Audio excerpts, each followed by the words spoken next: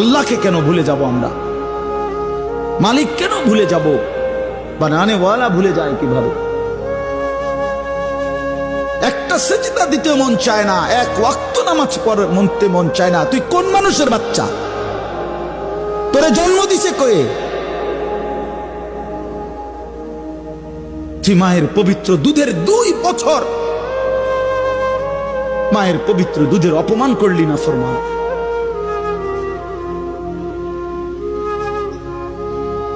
এই জন্য আমরা প্রত্যেকে ফিকির করি। তো যাই হোক বাপ, আমার বলার উদ্দেশ্য হলো দয়া করে আমরা সবাই মনোযোগ দিই। রমজান আসতেছে কয়েকদিন পরেই। আল্লাহ যদি পা দেওয়ার সুযোগ দেয়, পা দেওয়া বোঝেন? আপনারা তো বুঝবেন না, বুড়ারা থেকে বুঝবেন, যুবকরা বুঝবো। রান আউটের নিয়ম হইলো দৌড়াইতে দৌড়াইতে দৌড়াইতে ব্যাটের আগা যদি দাগের ভিতরে ঢুকায় দেওয়া যায় তো রান আউট থেকে বেঁচে গেল। আল্লাহ বলে দৌড়াইতে দৌড়াইতে যদি রমজানের সীমানায় পা দিয়া মরে যেতে পারো তাহলে পুরা পিছনের বৎসরের গুনাহ মাফ। রাগ এটা ভয়ঙ্কর। অনেকে রাগ করতে করতে যে স্ট্রোক করে ফেলে, আছে না? হার্ট অ্যাটাক করে ফেলে। অনেকে রাগের মাথায় মারাও যায়, আছে না? নাই? এটা ভয়ঙ্কর। এর আছে অনেক শারীরিক মানসিক অনেক প্রভাব, অনেক ক্ষতিকর প্রভাব আছে এই রাগের। রাগটা অনেকটা ঝড়ের মতো। কিসের মতো? ঝড় যেমনি একদিক থেকে এসে সব ভেঙে চুরে তছনছ করে লন্ড ভন্ড করে দিয়ে আরেক দিকে সাঁ করে চলে যায়, রাগও তেমন একদিক দিয়ে আসে সব শেষ করে দিয়ে আরেক দিকে চলে যায়, ঠিক কিনা? ছেলের বউয়ের উপর রাগ করেন না। আপনার অনেক অভিজ্ঞতা আছে, বৌমার কোনো অভিজ্ঞতা আছে? নতুন এক্সপেরিয়েন্স নাই। বৌমাকে একটু সময় দেন, একটু গুছায় নিতে দেন, পারবে। রান্না ভালো হয় না, পারবে। ঘুম থেকে দেরিতে ওঠে, উঠবে আস্তে আস্তে। আপনাদের সাথে মানায় চলতে পারে না, পারবে। সব পারবে। আপনিও একদিন পারতেন না। আপনি যখন প্রথম বৌমা হয়ে গেছিলেন ওই কথাগুলো খেয়াল করেন, আপনার দিনগুলো তখন কেমন কেটেছিল। এজন্য পাড়া গায়ের শাশুড়ি আম্মারা বউদের উপর জুলুম করেন না, অত্যাচার করবেন না। অনেক শাশুড়ি আছে পান থেকে চুন খসলে বদদোয়া দেয় বৌমারে, আছে না নাই? এবছর শবে বরাত যেদিন, বিশ্ব ভালোবাসা দিবস একই দিন। আবার এই দিন কিন্তু পবিত্র জুমার দিন। দেখবেন এই দিনে কোনো ব্যক্তি আল্লাহ পাকের ঘরে মসজিদে গিয়ে নামাজ আদায় করবে, কেউ শবে বরাতের জন্য সারাদিন রোজা রাখবে এবং রাত্রিবেলা ইবাদত করবে, আবার কেউ অশ্লীলতা নিয়ে ব্যস্ত থাকবে।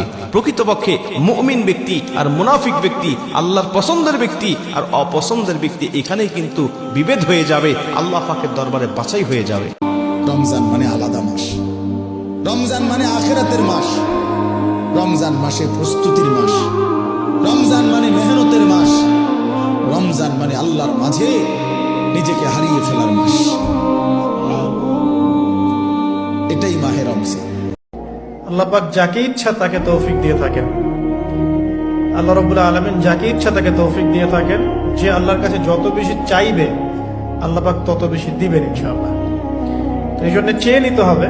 প্রথমত চেয়ে নিবেন যে আল্লাহ আপনি আমাকে তৌফিক দিন যাতে করে আমি আমার পুরো জীবনটাকে আপনার ইবাদতে কাটাতে পারি, আরশের ছায়ায় ছায়া পেতে পারি। ও যুবক, 14 তারিখে ফুল দেওয়ার লেগে পাগল হয়ে যাও। 31st নাইটে রাত মানানোর জন্য দেওয়ানা হয়ে যাও। আর তোমার জন্য মুহাম্মদুর রাসূলুল্লাহ এখনো চোখের পানি ঝরাইতেছে। বিশ্বাস হয় না? চলো আমার সাথে, আমি লোক দেখায় দেব। বছরে একদিন ভালোবাসার অভিনয় করা আর রাস্তাঘাটে পথে ঘাটে যুবক যুবতীর হাত ধরে বাকবাকুম করার মতো ব্যয় করা ইসলামে অনুমতি দেয় না। মুসলমানদের উচিত তার 14ই ফেব্রুয়ারিতে নিজেদের সন্তানকে নিয়ন্ত্রণ করা। এটা মুসলমানের কাজ নয়। বিশ্ব নির্লজ্জ দিবস, বিশ্ব বেহায়াপনার দিবস, বিশ্ব অশ্লীলতার দিবস, নারীদের গণভাবে ধর্ষিত হবার দিবস। এই দিবসের সাথে মুসলমানদের কোনো সম্পর্ক। বাবা যারা এসেছেন সাবধান, ওই দিন মেয়েদেরকে ঘর থেকে বের হতে দেওয়া যাবে না। ভাই যারা এসেছে বোনদেরকে সামলা। যুবকের কাছে 14 তারিখে ফুল বড় দামি। 14 তারিখ চিনেন? ফেব্রুয়ারি 14 তারিখ। শয়তানও শয়তানি। কোত্থেকে যে বাহির করা শুরু করে। এতদিন শুনছিলাম যাকে ভালোবাসো তাকে 24 ঘন্টার জন্য বাসো। এখন কয় যাকে ভালোবাসো 364 দিন জুতা মারো, একদিন খালি ফুল দাও। সবচেয়ে উত্তম দরুদ কোনটা? দরুদ ইব্রাহিম। একটা ছোট্ট শিখিয়ে দিচ্ছি, আল্লাহুম্মা সাল্লি ওয়া সাল্লিম আলা নবিয়িনা মুহাম্মদ। পারবেন? আল্লাহুম্মা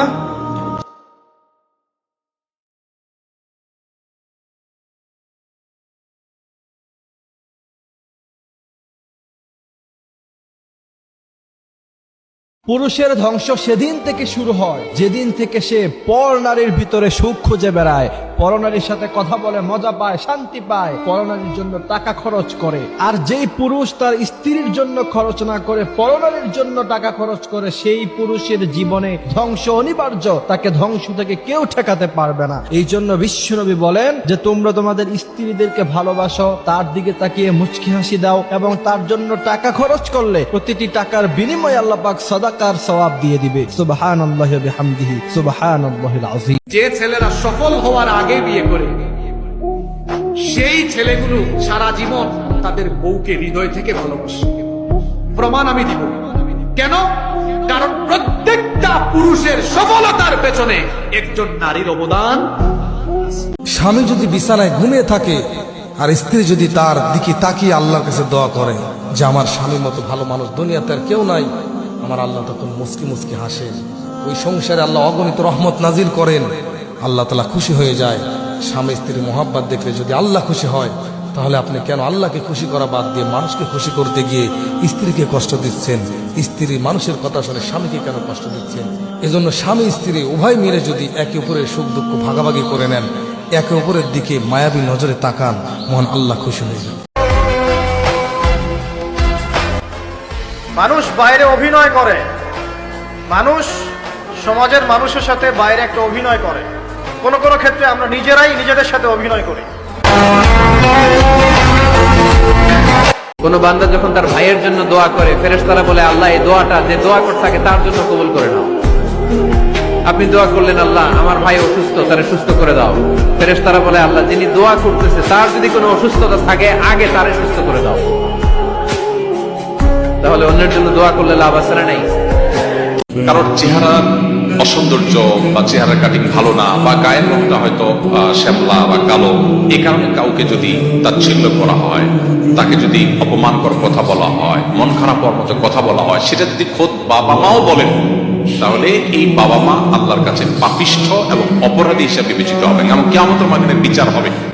যতই কাঁদেন, যত যাই করেন, যার বিশ্বাস আপনি ভেঙেছেন সে আপনারে মাফ না করলে কখনো আপনার গুনাহ মাফ হবে।